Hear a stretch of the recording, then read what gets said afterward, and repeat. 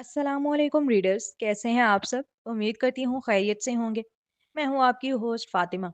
आज मैं आपके लिए नॉवल अक्से यार की एपिसोड 22 लेकर हाजिर हुई हूँ। ये नॉवल हुस्ने कंवल के कलम से लिखा गया है। तो वीडियो शुरू करने से पहले मेरी आप सबसे रिक्वेस्ट है कि प्लीज़ हमारे चैनल को सब्सक्राइब कर लें और बेल आइकन भी प्रेस कर दें। तो चलते हैं किस्त की जानिब। वो कमरे से निकले तो उस लड़के का चेहरा लाल हो रहा था, निहायत आग बगोला होता।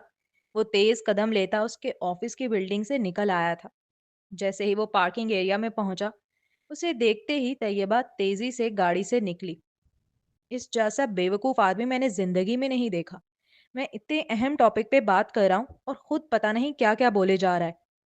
तासीर निहायत जज्बज होकर कह रहा था। भाई मुझे तो लगा वो सीरियस हुआ ही नहीं। तौकीर उसकी बात से इत्तेफाक जाहिर करते हुए बोला। क्या हुआ है, क्या कहा उसने?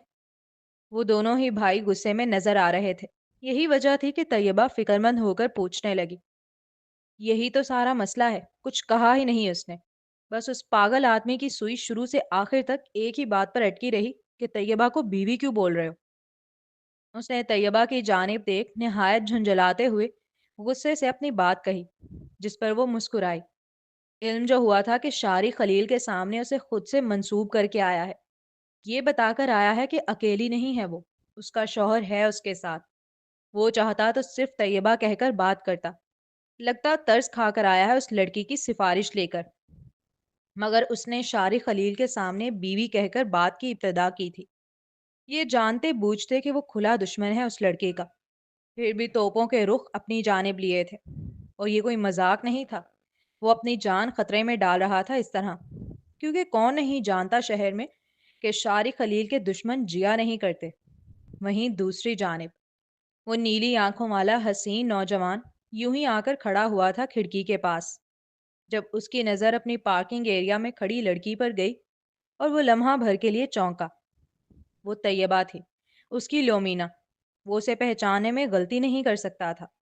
उसने मुठियां भींच ली थी जब्त से, दिमाग की रगें उभर आई थी।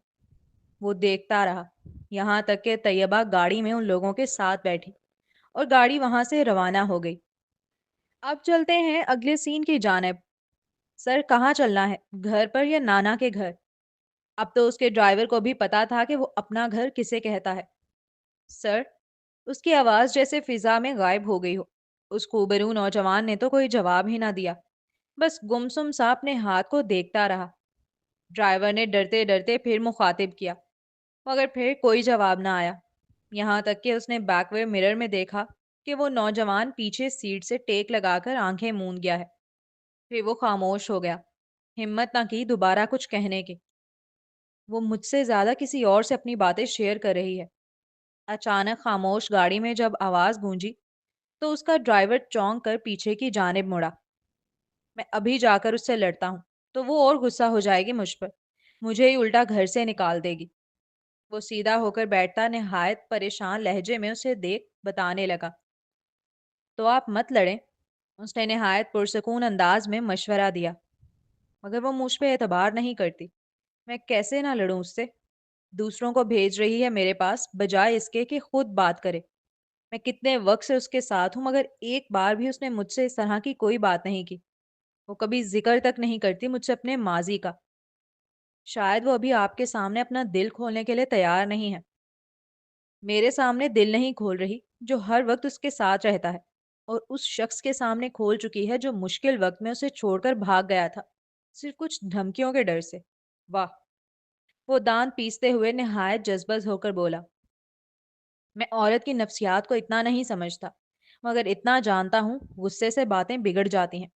आप जिस तरह दिमाग से कारोबारी मामलात को हैंडल करते हैं, वैसे मोहब्बत के मामलात को नहीं कर सकते। तो मैं क्या करूं फिर? वो अपने दोनों हाथों में सर गिराकर निहायत झुंझलाए हुए लहजे में पूछ रहा था, जैसे ये मामला उसके बस के बाहर का हो।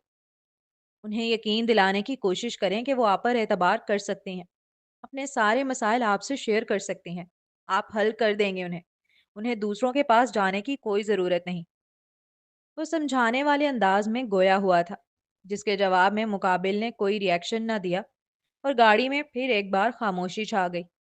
और वो नौजवान रिएक्शन देता भी कैसे? क्या وہ نہیں जानता तैयबा के असल मसाइल किस शख्स से वाबस्ता हैं? वो कैसे हल कर सकता है? जब हल का आखिर उससे ही जुदाई और नफरत निकलेगा। अपने बदले की आग में वो नहीं जानता था कि वो एक नाजुक गुलाब को मसल बैठा है, और जब तक जाना, बहुत देर हो चुकी थी। वो अब माजी नहीं बदल सकता। मैं गाड़ी घर की तरफ लूं? काफी देर बाद ड्राइवर ने आहिस्तगी से इस्तफसार किया। हाँ। उसके जवाब पर ड्राइवर ने गाड़ी स्टार्ट की थी। अब अगला सीन। डॉक्टर देखे ना, पेशेंट का कमरा लॉक हो गया है अंदर से, खुल ही नहीं रहा। वो नर्स काफी परेशान लहजे में कह रही थी। ऐसे कैसे लॉक हो गया अंदर से? डॉक्टर ये सुनते ही काफी परेशान होकर दरवाजे की जानिब आए। उन्होंने भी दरवाजा खोलने की कोशिश की मगर दरवाजा ना खुला। जल्दी जाओ, कमरे की चाबी लेकर आओ। अगर इनके वालिद आ गए तो खामखा हंगामा खड़ा हो जाएगा यहाँ। डॉक्टर के लहजे में खौफ था। और क्यों करना होता? कोई आम पेशेंट नहीं था अंदर कमरे में। आमना थी। आमना दामिल खान। कमरा अंदर से लॉक कैसे हुआ? पहले तो यही समझ नहीं आ रहा था। कमरे की चाबी नहीं है वहां। नर्स ने जब आकर तेजी से कहा तो डॉक्टर की पेशानी पर पसीना नमूदार हुआ। तुमने ठीक तरह नहीं देखा होगा, चाबी वहीं होगी। छोड़ो, मैं खुद देखता हूँ। डॉक्टर नर्स को डपटता हुआ खुद चल दिया था। पीछे वो बंद दरवाजा किसी पूरी इसरारियत की निशानदेही करता मालूम हुआ। कमरे की असल चाबी तो गायब थी। डुप्लीकेट चाबी को लाते लाते वार्ड बॉय को टाइम लग गया, जब तक दूसरी नर्स ने आकर इतला दी कि दरवाजा खुल गया है। और सब हैरान रह गए। ये एक मौम्मा बन गया था कि कोमे में मौजूद पेशेंट का कमरा अज खुद कैसे लॉक हो गया, और फिर खुद ही खुल भी गया। डॉक्टर दरवाजा खुलते ही तेजी से आमना का चेकअप करने लगे। उन्हें कोई भी गैर मामूली चीज महसूस नहीं हुई थी कमरे में। उसका चेकअप करने के बाद वो ओके की रिपोर्ट देते कमरे से निकल गए, जबकि नर्स उसके कपड़े चेंज कराने लगी। तब उसकी नज़र आमना के पाँव के नाखूनों पर गई। उनमें डार्क रेड कलर की नेल पॉलिश लगी हुई थी, जिसे देख वो चौंकी। उस नर्स ने ये बात फौरन ही आमना के डॉक्टर को जाकर बताई। अब चलते हैं अगले सीन की जानिब। हेलो नाना जान, कैसे हैं आप? अचानक उसकी कॉल आने पर वो पहले ही हैरान थे। ऊपर से उसका बड़े प्यार से नाना जान कहना मजीद उन्हें चौंका गया था। वो फौरन सीधे होकर बैठे, साथ ही हाथ में पकड़े रिमोट से एलसीडी बंद की। मैं ठीक, तुम सुनाओ बरखुरदार, कैसे कॉल कर ली नाना को? उनके लहजे में जो हैरानगी थी वो साफ जाहिर थी। क्यों? मैं आपको याद नहीं कर सकता? वो कुर्सी खिसका कर बैठते हुए मासूमाना लहजे में इस्तफसार करने लगा। सच कहूं तो कभी किया नहीं तुमने। उन्होंने खासा जताते हुए चोट की, और वो चोट भी कहाँ थी। शिकवा ही था जो मोहब्बत के सबब निकला था लबों से। अब इतना भी सच नहीं कहना था। वो सर झटकते हुए मुस्कुराया, मगर शर्मिंदा जरा ना हुआ। और क्या हो रहा था? अपने सगे नानू को कॉल की थी, मगर बातों के लिए मौजू तलाश करना पड़ रहा था। हाँ, बहुत मोहब्बत थी उनसे, लेकिन कभी भी दोस्ताना अंदाज में बात नहीं की। वही हमेशा याद करते और उसे जबरदस्ती अपने पास बुलाते थे। कुछ खास नहीं। क्या करेगा एक बूढ़ा आदमी जिसे तुमने रिटायरमेंट दिलवा दिया है ऑफिस से? फिर खुद भी मिलने कहाँ आते हो? पूरा दिन बैठकर बस मैं टीवी में न्यूज़ ही देखता रहता हूँ। आजकल तो वैसे पाकिस्तानी ड्रामे भी देखने लगा हूँ। वो शिकवा ही था जो उनके लबों पर बार बार आ रहा था कि वो उन्हें टाइम नहीं देता। वाह, क्या बात है आपकी। वो फिर मुस्कुराया। वैसे आपकी और नानी की लड़ाइयाँ तो होती होंगी ना? वो अब उन्हें असल मौजू की जानिब लाने की कोशिश कर रहा था। हाँ, बहुत होती थी। मगर तुम क्यों पूछ रहे हो अचानक? माना वो उन्हें देख नहीं रहा था, लेकिन जानता था कि उसके नाना किस कदर अचंभे का शिकार हुए होंगे इसके सवाल पर। ऐसे ही। नानी को तो मैंने कभी देखा नहीं, सोचा आपसे ही पूछ लूं उनके बारे में। बड़ी बात है। तुम्हें आज अपनी नानी याद आई? वो हैरान थे जो उनके लहजे में भी जाहिर हुआ। आपको याद आती हैं? बहुत। एक लफ्जी जवाब, लेकिन शारिक महसूस कर सकता था कि वो बहुत कुछ बोलना चाहते हैं। अच्छा, जब आपकी उनसे लड़ाई होती थी तो आप उन्हें ज्वेलरी वगैरह देकर मनाते थे? नहीं, वो नहीं मानती थी इन चीजों से। उसके लिए ये चीजें अहमियत ही नहीं रखती थी। बहुत अलग थी वो। बिल्कुल मेरी माँ की तरह। वो बेसाख्ता बोला। दूसरी जानिब खामोशी छा गई। सेल के स्पीकर पर हाथ रख लिया था उन्होंने। शायद वो रो रहे थे और नहीं चाहते थे कि वो सुने। कुछ मिनटों बाद। हाँ, क्या बोल रहे थे तुम? अच्छा, फिर आप उन्हें कैसे मनाते थे? शारिक ने बात को वहीं से कंटिन्यू किया। मुझे मनाना नहीं आता था। उसके लिए खाना बना दिया करता। وہ احساس کرتی تھی کہ میں نے اس کے لیے کھانا بنایا ہے، یوں ہی کھاتے ہوئے باتیں کرنے لگ جاتی۔ اس طرح بغیر کسی معافی کے ہماری دوستی ہو جاتی۔ اچھا، آپ نے انہیں شادی کے لیے پروپوز کیسے کیا تھا؟ پلیز یہ مت کہنا کہ تم اس بھنگن کو شادی کے لیے پروپوز کرنے کا سوچ رہے ہو۔ انہوں نے اپنے دل کے مقام پر ہاتھ رکھتے ہوئے نہایت التجائی لہجے میں کہا، ان سے بہتر کون جانتا ہے کہ وہ کتنا ضدی ہے۔ وہ اسے نہیں روک سکتے، لیکن ایک بے بس سی التجا تھی جو ان کے لبوں پر آ ہی گئی تھی۔ وہ ان کی التجا پہ زور سے ہنسا تھا۔ کیا بتاتا، پروپوز تو کر چکا ہے، وہ ریجیکٹ بھی کر چکی ہے، اب دوبارہ کرنے کے چکر میں ہے، اور اتنا اسپیشل بنانا چاہتا ہے اس مومنٹ کو کہ وہ محسوس کرے اس کی فیلنگز، اور ہاں کر دے اس بار۔ تمہاری ہنسی مجھے بہت کچھ کہتی سنائی دے رہی ہے، وہ گھمبیر لہجے میں گویا ہوئے۔ مجھے لگتا ہے آپ کے ڈراموں کا وقت ہو گیا ہے، میں بعد میں بات کرتا ہوں آپ سے۔ وہ ہنستے ہوئے اب کال ڈسکنیکٹ کرنے لگا۔ ویسے مت کرو۔ ابھی وہ ڈسکنیکٹ کرنے ہی لگا تھا جب اس نے سیل میں سے آواز آتی سنی۔ کیا؟ ناسمجھی سے پوچھا۔ میں نے کہا مت کرو، بعد میں بہت تکلیف ہوگی تمہیں، کیونکہ سچ چھپائے نہیں چھپتا، ایک نہ ایک دن وہ سامنے آ ہی جاتا ہے۔ وہ نصیحت کر رہے تھے۔ دوسری جانب خاموشی طاری رہی، جیسے سن کر بھی نہ سنا ہو۔ میں نے ایک بار تمہیں ٹوٹتا ہوا دیکھا ہے، دوبارہ نہیں دیکھنا چاہتا۔ آمنا زندہ ہے، تمہیں چاہیے کہ تم اپنے بدلے پر دھیان دو، وہی تمہاری زندگی کا مقصد العین ہے۔ تم بھول گئے ہو شاید۔ میں کچھ نہیں بھولا اور نہ بھول سکتا ہوں۔ ایک بار آمنا ہوش میں آ جائے، پھر آپ دیکھیے گا میں اسے تڑپا تڑپا کے مارتا ہوں۔ خلیل صاحب ابھی بول کر خاموش بھی نہیں ہوئے تھے کہ وہ چیخ پڑا۔ وہ سوچ بھی کیسے سکتے ہیں کہ وہ اپنی ماں کے ساتھ ہوئی زیادتیوں کو بھول سکتا ہے؟ کیوں کیوں اس حرام زادے کو اپنے سینے سے لگائے رکھتی ہو؟ تمہیں کیا لگتا ہے مجھ میں کوئی کمی ہے؟ میں تمہیں اولاد کا سکھ نہیں دے سکتا؟ ایسا ہی لگتا ہے نا تمہیں؟ وہ بہت چھوٹا تھا ان جملوں کی گہرائیوں کو سمجھنے کے لیے، مگر آہستہ آہستہ اب اسے سمجھ آنے لگا تھا کہ وہ اس کے پاپا نہیں ہے۔ اس کی ماں جھوٹ کہتی ہے اس سے کہ وہ اس کا باپ ہے۔ وہ تو کسی اور کی اولاد ہے، تبھی ان کا شوہر اسے ناپسند کرتا ہے۔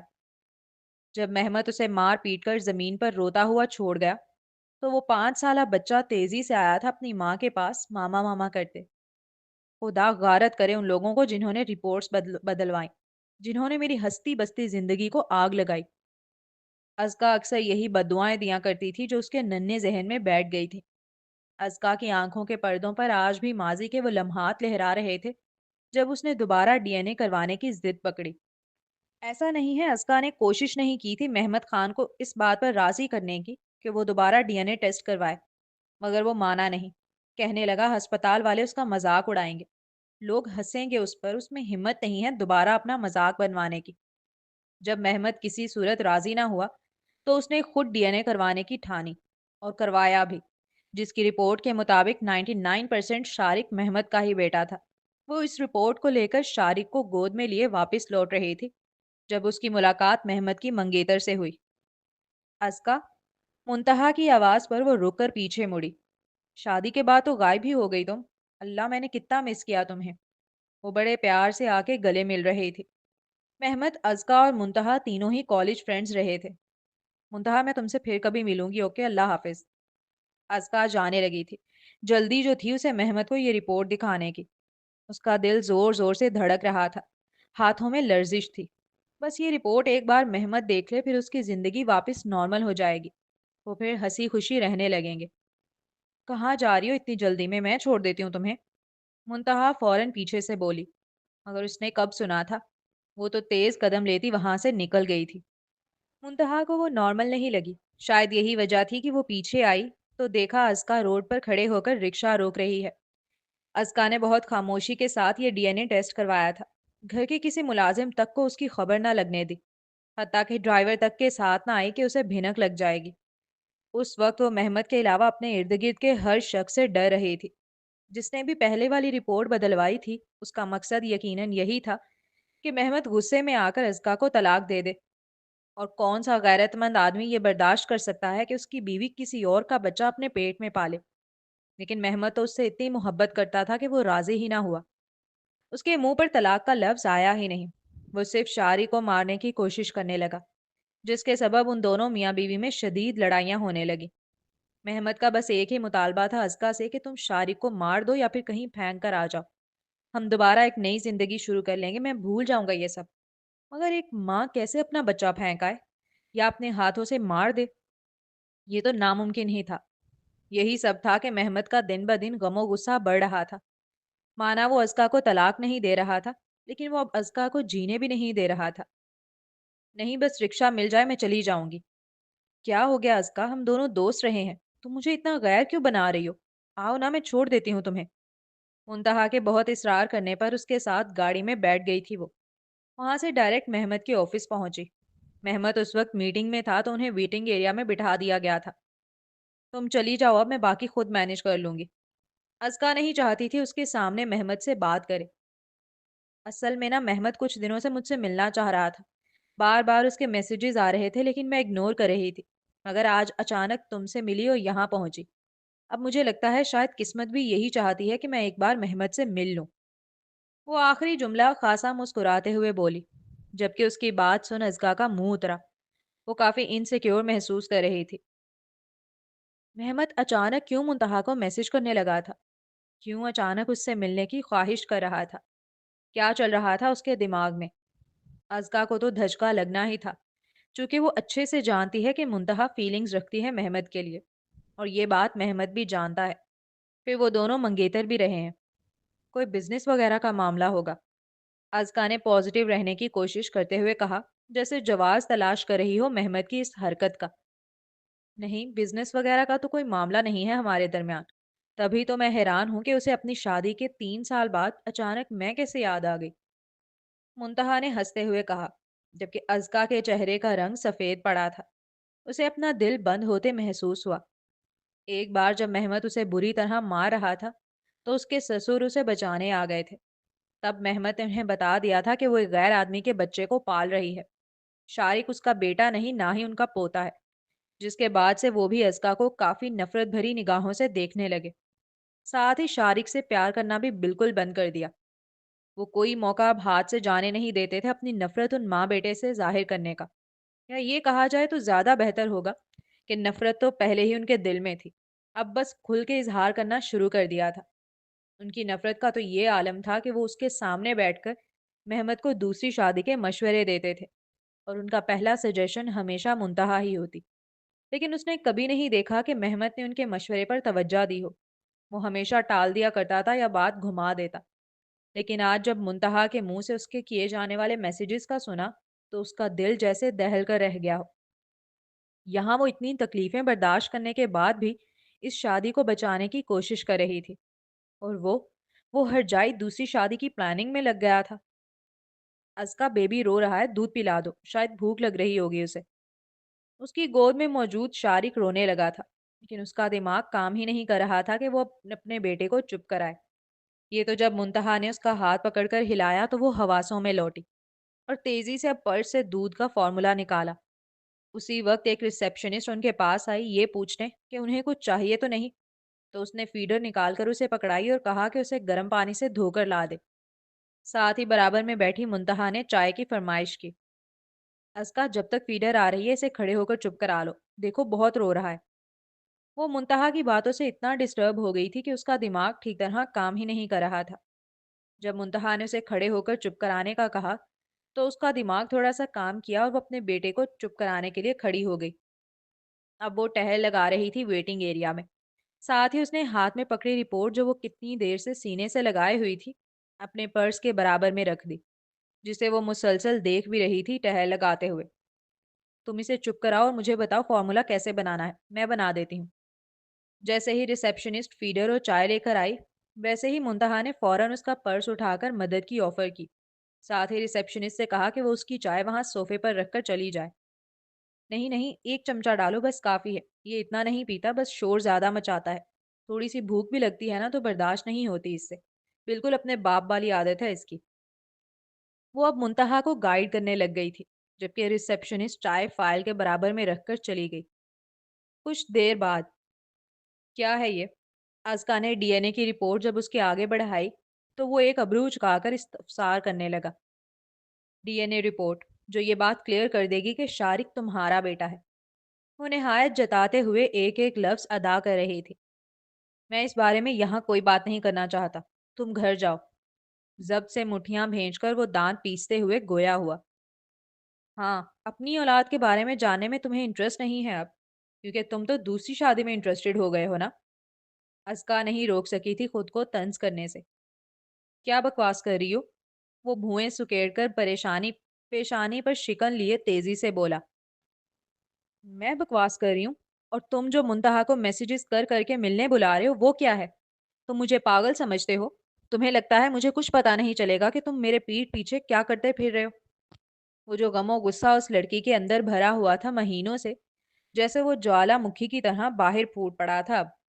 مزید خود کو نارمل نہیں دکھا سکتی تھی وہ، کیونکہ وہ نہیں تھی، نہ مینٹلی طور پر نہ فزیکلی طور پر۔ وہ پہلے ہی بہت اذیت میں تھی اور صرف اپنی شادی بچانے کی کوشش میں لگی ہوئی تھی۔ اسے لگتا تھا کہ مہمت بہت محبت کرتا ہے اس سے، وہ اسے چھوڑ کر کسی دوسری عورت کے پاس جا ہی نہیں سکتا۔ صرف غلط فہمیاں جو لوگوں نے ان کے درمیان پیدا کر دی ہیں، اس کی وجہ سے وہ اس سے دور ہو رہا ہے اور شراب کے نشے میں آ کے مارتا پیٹتا ہے۔ ایک بار وہ اس غلط فہمی کو دور کر دے اور اسے یہ ثابت کر دے کہ شارق اسی کا بیٹا ہے، تو سب ٹھیک ہو جائے گا۔ پھر وہ مہمت کو لے کر یہاں سے دور چلی جائے گی، نہیں رہے گی ان سازشی لوگوں میں۔ لیکن آج منتہا کی بات سننے کے بعد اس کا وہ مان ٹوٹ گیا تھا، اور مان ٹوٹنے کی تکلیف اس قدر تھی کہ وہ برداشت تک نہیں کر پا رہی تھی۔ مجھے کچھ سمجھ نہیں آ رہا تم کیا بولے جا رہی ہو۔ میں نے کوئی میسج نہیں کیا ہے منتہا کو۔ اب تم جھوٹ بھی بولنے لگے ہو مجھ سے؟ وہ جیسے اور ٹوٹی تھی، اس کی آنکھوں میں مزید سرخی ابھری، لہجے میں مزید بکھرا پن نمایاں ہوا۔ میں کوئی جھوٹ نہیں بول رہا اس کا، میں نے منتہا کو کوئی میسج نہیں کیا۔ اب پلیز ڈرامہ بند کرو، یہ میرا آفس ہے، اور جاؤ گھر، رات کو آ کر بات کرتا ہوں میں تم سے۔ محمد ویسے ہی اس سے جھنجھلایا ہوا رہتا تھا، اس کی باتیں سن کر مزید بھڑکا۔ اگر بالفرض اس نے میسیجز کر بھی دیے تو کیا؟ منتہا اس کی پرانی دوست تھی، خود وہ ایک غیر آدمی کا بچہ پال رہی ہے، لیکن اس کی ایک میسج پہ تماشا کرنے لگ گئی۔ یہی سوچ وہ مزید غصے سے تلملایا تھا۔ اگر ان کے درمیان محبت والے معاملات ہوتے تو یقیناً اسے بیٹھ کر پیار سے سمجھاتا، بلکہ اپنا موبائل تک دکھا دیتا کہ اس نے منتہا کو کوئی میسج نہیں کیا۔ شاید وہ مذاق کر رہی ہوگی، جیسے وہ کالج کے زمانے میں بھی کیا کرتی تھی، مگر چونکہ محبت کا معاملہ تو کہیں بہت دور رہ گیا تھا ان کے درمیان، اور صرف اس عورت کی ضد باقی رہ گئی تھی، اس لیے بھڑک کر جان چھڑانے والے انداز میں بولا، یہ ڈی این اے رپورٹ ہے، تم واقعی سے دیکھنا نہیں چاہتے؟ اس نے گہرا سانس لیا۔ وہ لڑنا نہیں چاہتی تھی، وہ تو یہاں رپورٹ دکھانے آئی تھی۔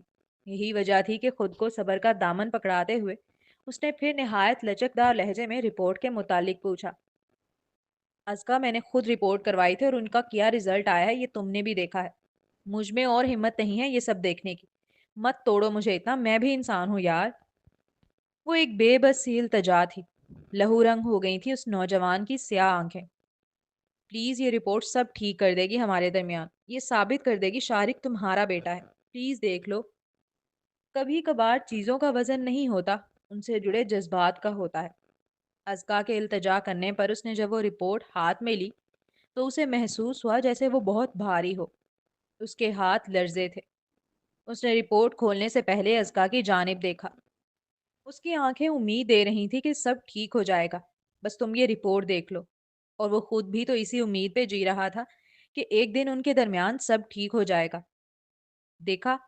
جیسے ہی اس نے رپورٹ کھول کے پڑھنا شروع کی ویسے ہی ازکا خوشی سے بولی۔ اس کی آواز میں بھاری پن آ گیا تھا خوشی کے سبب۔ ہاں دیکھ لیا، اور کاش یہاں آنے سے پہلے تم بھی ایک بار دیکھ لیتی۔ وہی رزلٹ ہے جو پہلے تھا۔ دانت پیس کر کہتے ہوئے اس نے فائل اٹھا کر زمین پر پھینکی تھی۔ اس کا چہرہ یکدم جیسے مکمل اناری ہو گیا تھا۔ ازکا نے حیرت اور بے یقینی کے عالم میں پہلے اسے دیکھا اور پھر اس کاغذ کی جانب جو زمین پہ پڑا تھا۔ اسے سمجھ ہی نہیں آیا ہوا کیا ہے۔ وہ کیسے کہہ سکتا ہے یہ وہی رزلٹ ہے جو پہلے تھا؟ کیا اس نے ٹھیک طرح دیکھا نہیں؟ یہ سوچتے ہوئے وہ تیزی سے اٹھی اور اس کاغذ کی جانب بڑھی، اور جب اس کاغذ کو اٹھا کر پڑھا تو اس کے پاؤں کے نیچے سے جیسے زمین کھینچ گئی ہو۔ یہ وہ رپورٹ نہیں تھی جو ہسپتال سے یہاں تک لائی تھی، وہ تو بدل چکی تھی، مگر کیسے؟ ازکا رپورٹ پکڑ کر اپنی آنکھوں میں آنے والے آنسو بے دردی سے رگڑتے ہوئے صاف کر کسی آندھی طوفان کی طرح کمرے سے نکلی۔ ये रिपोर्ट तुमने बदली है ना? तुम्हें बिल्कुल शर्म नहीं आई ये सब करते हुए? मैंने तुम्हें अपनी सच्ची दोस्त समझा था मुंतहा, मगर तुम कैसे कर सकती हो मेरे साथ ऐसा? ये सारा मंजर जैसे आग की लपेट में लिपटा हुआ था। वो लरजती हुई आवाज में चीखी, तुम सब एक हो। तुम सब मिलकर मेरा घर उजाड़ रहे हो। मैं कभी माफ नहीं करूंगी, कभी नहीं। मेरा बेटा मुझे वापस दो। याद रखना, मेरी बद्दुआएं क्यामत तक तुम्हारा पीछा करेंगी। तुम्हें कब्र में भी सुकून नसीब नहीं होगा। तुम लोगों ने मेरे बेटे को गाली बना दिया है। रोजे महशर जब सबसे बड़ी अदालत लगेगी, जब मेरा अल्लाह इंसाफ फरमा रहा होगा, उस दिन देखना तुम्हें मुंह छुपाने की भी जगह नहीं मिलेगी। उस दिन तुम लोग बच नहीं सकोगे। उस दिन तुम लोग भाग नहीं सकोगे, देखना। झपट कर अपने बेटे को मुंतहा की गोद से खींचते हुए लिया था उसने। साथ ही लरसते हाथों से रिपोर्ट उसके सीने पर दे मारी। फिर आंसुओं और गुस्से के तूफान में डूबी हुई वहां से निकल गई, जैसे हर कदम के साथ उसकी टूटती हुई दुनिया सड़क पर बिखरती जा रही हो। शारिक, शारिक। वो खलील साहब की आवाज ही थी जो उसे माजी की तकलीफ भरी यादों से निकाल लाई थी। और वो यकदम चौंक कर बोला, जी, कहाँ गुम हो गए हो? मैं कब से बात कर रहा हूँ तुमसे। मैं बाद में बात करता हूँ आपसे। अल्लाह हाफिज नाना जान। उसका बिल्कुल दिल नहीं कर रहा था कोई बात करने का। उसने कॉल डिस्कनेक्ट करने के बाद एक गहरा सांस लिया और अपना सेल पटकने वाले अंदाज में सामने टेबल पर डाल दिया। कितनी ही देर वो जैसे अजियत में रहा था। मामा, मैं आपको अजियत पहुंचाने वालों को कब्र तक पहुंचा कर आऊंगा। आप देखिएगा, मैं किसी को भी नहीं छोड़ूंगा। वो आंखें बंद करे जैसे वादा कर रहा था अपनी माँ से। उसके तसव्वुर में उसकी माँ का चेहरा था, वो खूबसूरत चेहरा जिसे देख के वो जीता था। यूं ही अपनी माँ के बारे में सोचते सोचते उसे तैयबा का ख्याल आया। मामा, अगर मैं उसके लिए खाने बनाऊं तो हो सकता है उसे भी मेरी फीलिंग्स का एहसास हो। दिल नरम पड़ जाए उसका, और वो मेरे प्रपोजल के लिए हाँ कर दे। प्लीज़ आप दुआ करें मामा कि तैयबा मान जाए। फिर मैं जल्दी उसे आपसे मिलाने लाऊंगा। वो बहुत प्यारी है और मासूम तो इतनी कि मैं आपको क्या ही बताऊं। पता है, वो बिल्कुल आपकी तरह मेरा ख्याल रखती है। यकदम जैसे उसे ख्याल आया हो कि वो बुरा ना मान जाए। नहीं नहीं, आपके बराबर नहीं, आपसे कम, लेकिन बाकी दुनिया से बहुत ज्यादा। आप तो अल्लाह के पास है ना, तो वो आपकी ज्यादा जल्दी सुनेगा। प्लीज अल्लाह से कहें ना वो तैयबा को मुझे दे दे। मैं उसका बहुत ख्याल रखूंगा। अगर कोई देखता तो क्या यकीन करता कि ये शारिक खलील है, वो मशहूर जमाना सफाक दिल लड़का। उस लम्हे वो कोई मासूम सा बच्चा ही लग रहा था, जो अपनी वालदा से बातों में मशगूल था। अब अगला सीन। ओह नो, इस सैंडल को भी अभी टूटना था। अब मैं क्या करूं? अभी वो गाड़ी से उतरकर 2 कदम भी ना चली थी, जब उसे अपनी सैंडल के टूटने का एहसास हुआ। क्योंकि बाकी सब जल्दबाजी में अंदर की जानिब जा रहे थे, तो वो भी उस टूटी हुई सैंडल को घसीटती हुई अंदर जाने लगी। उसके सैंडल को घसीटने के सबब आवाज पैदा हो रही थी, जिसकी वजह से यूडी ने पीछे मुड़कर देखा था। क्या हुआ? ऐसे क्यों चल रही हो घसीट घसीट कर? यूडी की आवाज पर तासीर जो उन दोनों से आगे था, पीछे मुड़कर उसे देखने लगा। मेरी सैंडल टूट गई है, वो आहिस्तगी से बोली, जैसे हर लफ्ज के साथ उसकी शर्मिंदगी और बढ़ रही हो। नजरें जमीन पर गड़ी थीं, कदम रुके हुए और दिल घबराहट में लिपटा हुआ। लाइट मैन अपने केबल समेटते गुजरा। मेकअप आर्टिस्ट ने एक पल को रुक कर उसे देखा। 2 मॉडल सरगोशियां करती हुई आगे निकल गईं। सबके गुजरते हुए कदमों में एक लम्हे का ठहराव था, जैसे सबको उसकी बेबसी दिख गई हो। ये पहन लो। अभी वो नजर झुकाकर घसीटते हुए कदम आगे बढ़ा ही रही थी कि तासीर उसकी जानिब आया। वो समझी शायद वो किसी काम से आया है। अभी वो पूछती उससे कबल ही मुकाबिल ने अपने जूते उतारकर आहिस्तगी से कहा, मैं कैसे पहन लूं? वो हड़बड़ाकर बोली, दोनों हाथ बेख्तियार पीछे समेट लिए। आप पहन लें, आपके सॉक्स वाइट हैं, गंदे हो जाएंगे। मैं बिल्कुल ठीक हूँ, घर पर और भी सैंडल है मेरी। आज का दिन ही तो मैनेज करना है, कर लूंगी किसी तरह। वो मुस्कुराने की कोशिश कर रही थी, मगर आवाज में हल्की सी कपकपाहट छुपाए ना छुपी। कपड़ों को लेकर वैसे ही शर्मिंदा थी, और अब सैंडल ने सबके सामने उसकी बेबसी और बढ़ा दी। मैं संभाल लूंगी, आप फिक्र ना करें। दिल चाहा वो खुद को किसी कोने में छुपा ले या बस बैठकर फूट फूट कर रोए, मगर उसने अपनी टूटी सैंडल पकड़ी, लरजती सांस को मजबूत किया और थोड़ी सी गर्दन सीधी करके संजीदगी से कहा, वो दुनिया में किसी के सामने भी बेबस नजर आने को इतना बुरा ना जानती, जितना तासीर के सामने जान रही थी। वो तासीर के सामने पूरे एतमाद, खूबसूरत, मुतमईन और बेफिक्र नजर आना चाहती थी, ऐसी जैसे उसे किसी चीज की परवाह ही ना हो। मगर हकीकत बदतरीन जिद पर उतरी हुई थी। जितना वो खुद को संभालने की कोशिश करती, उतना ही सब बिखरता जाता था। चेहरे पर बनाई हुई हल्की सी मुस्कुराहट कांप रही थी। आंखों में छुपी बेचैनी बार बार झलक आती, और टूटी हुई सैंडल ने उसे सरेआम कमजोर सा बना दिया था। वो नहीं चाहती थी कि तासीर उसे कोई बेचारी समझे, लेकिन उस लम्हे वो जितनी मजबूत दिखना चाहती थी, उतनी ही वो अंदर से लरज रही थी। और जितना वो खूबसूरत और खुश नजर आना चाहती थी, उतना ही उल्टा एहसास कमतरी उसके दामन से लिपटता जा रहा था। हाँ, आप संभाल तो लेंगी, मुझे पता है आप कितनी मजबूत हैं। लोगों को शायद नजर ना आए, मगर मैं जानता हूँ आप क्या कुछ उठाए चलती हैं। उसने नरमी से कहा, जैसे यकीन दिलाने के साथ साथ उसे थाम भी रहा हो। लेकिन एक बात सुने। वो एक कदम करीब आया। आवाज और भी धीमी हो गई। उसकी निगाह तैयबा के खूबसूरत चेहरे पर ठहरी। मजबूत लोग भी कभी कभी थक जाते हैं। उन्हें भी एक साथी की जरूरत पड़ती है, और ये बिल्कुल नॉर्मल बात है। कोई तरस नहीं, कोई जताना नहीं, सिर्फ एक खामोश सा एहतराम था उसकी शख्सियत के लिए। तो क्या लेडी बॉस, आप मुझे अपना साथी बनने देंगे? मैं जानता हूँ आपको जरूरत नहीं है, लेकिन मैं फिर भी बनना चाहता हूँ। और ये कहते हुए उसके सामने ही नीचे बैठ गया, उसके कदमों में। इर्द गिर्द के लोग अब रुक कर ये मंजर देख रहे थे। वो एक जाना माना सिनेमाटोग्राफर था, और वो क्या थी? सिर्फ एक मामूली सी वॉलंटियर। उसके बावजूद वो सबके सामने बिला झिझक और बगैर किसी शर्म के नीचे बैठा उसे जूते पहना रहा था। उसने आहिस्तगी से उसका एक पांव थामा, इतनी नरमी से जैसे वो किसी जख्मी चिड़िया का पर संभाल रहा हो।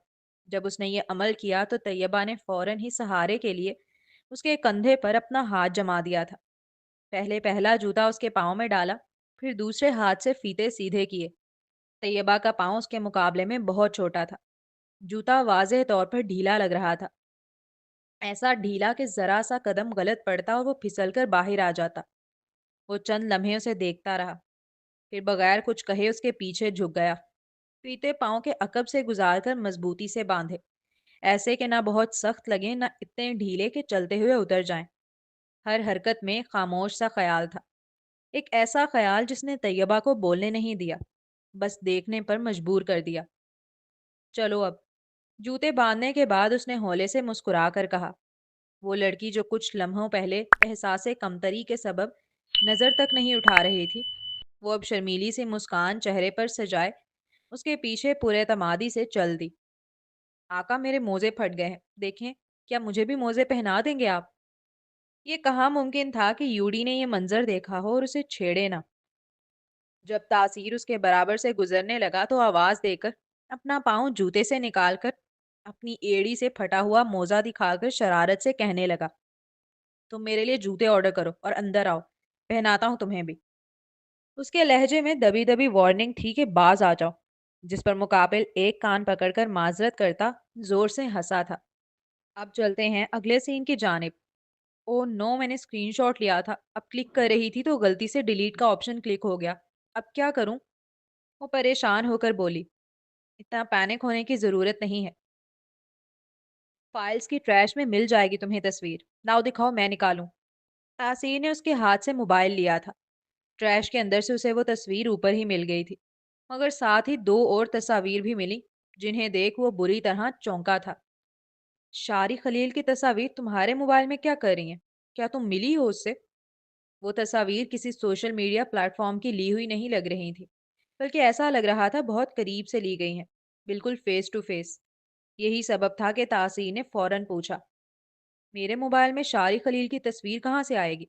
मैं तो कभी उससे नहीं मिली। मिलना तो दूर, मैंने तो कभी उसे देखा तक नहीं है। तैयबा ने बेख्तियार हैरानगी से आंखें फैलाईं। उसके लहजे में घबराहट, उलझन और एक खामोश सा खौफ इकट्ठा हो गया था। तासीर ने कुछ लम्हे उसे देखा, जैसे उसकी हर धड़कन पड़ रहा हो। फिर इनका क्या? तासीर ने अब मोबाइल की स्क्रीन उसकी जानिब कर शारी की तस्वीरें दिखाईं। ये शारी खलील थोड़ी है, ये तो मेरा भाई है, फहद। वो तेजी से बोली, जैसे एक सुख का सांस आया हो, जबकि उसका जवाब तासीर को हक्का बक्का कर गया था। वो उस लड़के को पहचानने में गलती नहीं कर सकता। वो आज सुबह ही तो उस सरफिरे से मिलकर आया है। कौन फहद? तैयबा, ये शारी खलील है, मैं सुबह ही इससे मिलकर आया हूँ। वो निहायत जताते हुए गोया हुआ। नहीं, तुम्हें गलत फहमी हुई होगी, ये मेरा भाई है फहद। वो अपनी बात पर डट कर बोली। वो किसी सूरत नहीं मान सकती थी कि वो लड़का शारी खलील है। वो उसका छोटा भाई फाहद था। तुम्हारा कौन सा भाई आ गया फाहद नाम का? तासीर के अब दिमाग के परखचे उड़ रहे थे।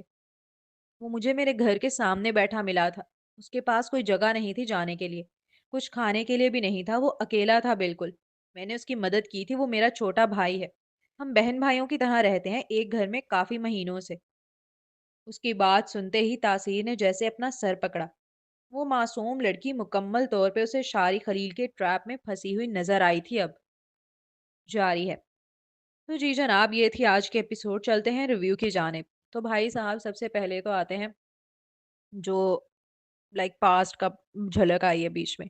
उससे भी पहले बल्कि आमना वाला जो सीन हुआ है कि लाइक वो डोर क्लोज़ हुआ, फिर वो खुद ही खुल गया। तो वहाँ पे आप लोगों को क्या लगता है? भई मुझे तो ये लगता है कि वहाँ पे हाशिम गया था उसके नेल पेंट लगाने।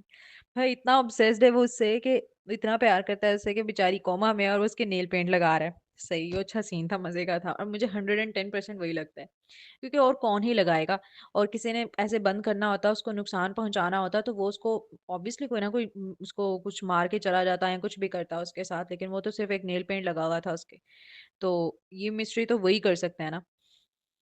कि मुझे पहले भी फीलिंग आई थी कि लाइक वो आमना के लिए एक सॉफ्ट कॉर्नर रखता है दिल में। तो ख़ैर देखते हैं, पता चल ही जाएगा उसका भी। तो फिर नेक्स्ट आते हैं शारिक के पास्ट का। तो लाइक मतलब मुझे उस पॉइंट पे उसकी माँ अज़का, ऑब्वियसली वो बेचारी इतनी वो दुखी है, उसको मेंटली और फिज़िकली इतना टॉर्चर मिल रहा है, उस बेचारी का दिमाग कितना ही काम करता। लाइक उस पॉइंट पे उससे ऐसी गलती हुई कि वो आखिरी उसके पास जो मौका था वो भी उसने गँवा दिया। एंड मुझे उस बंदे पे भी, मेहमद पे भी, पागल इंसान, पागल आदमी, कि भाई तुम्हें नहीं पता कि तुमने अपनी बीवी से अपने खानदान के खिलाफ जाके शादी की है, तो अब तुम्हें एटलीस्ट उसके साथ तो खड़े हो, तुम उसकी बात तो सुनो, तुम एक दफा खुद तो करवा के देखो जाके। नहीं, वही बदतमीजी के भाई अब अपनी बीवी को मारना है और वो अंधों की तरह बस अपने माँ बाप पे यकीन करना है, दूसरों की बातों पे रखना है। अपने दोस्त जो है वो जाहिल सा, उसकी बातों पे यकीन आ गया तुम्हें। थोड़ा सा इंसान सोचे तो तुम इस पे आराम से तुम जो था वो करवा सकते थे। खैर वही बात है ना कि मर्द जो है फिर वो नहीं देखता, वो सिर्फ उसको लगता है कि बस प्यार कर लिया यही बहुत है। तो खैर शादी का पास तो बहुत ही ट्रॉमेटाइजिंग है। तो उसका भी जस्टिफाइड है एक तरह से, उसका जो प्रेजेंट का बिहेवियर है, लेकिन इसमें एक गलती उसने ये की है कि वो तैयबा मासूम थी इस सब में। तैयबा और उसके घर वाले, उसको उनके साथ कुछ नहीं करना चाहिए था, वो सबसे बड़ी उसकी गलती थी। एंड पता नहीं अब वो उसको माफ़ करती भी है कि नहीं। अब नेक्स्ट एपिसोड में हम देखते हैं क्या होता है। अभी तो अकेले तो उसको ये पता चल ही गया है कि वो शारी खलील है एंड पे।